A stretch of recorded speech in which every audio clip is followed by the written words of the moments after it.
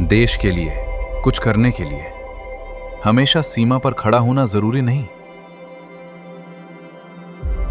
कभी कभी देश के प्रति सम्मान हमारे छोटे छोटे कामों में दिखाई देता है।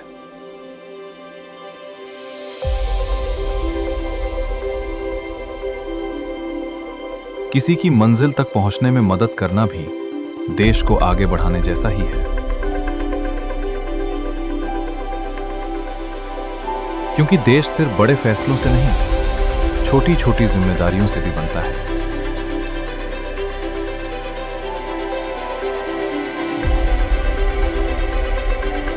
हम अलग अलग काम करते हैं, लेकिन सपना एक ही है, एक बेहतर भारत।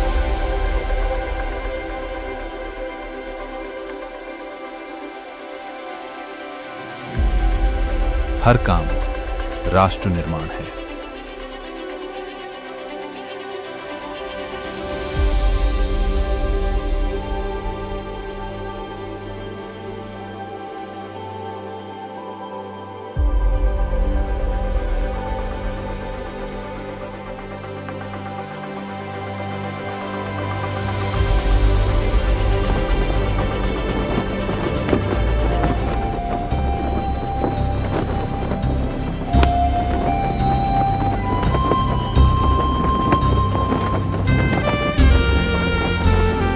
Happy Independence Day.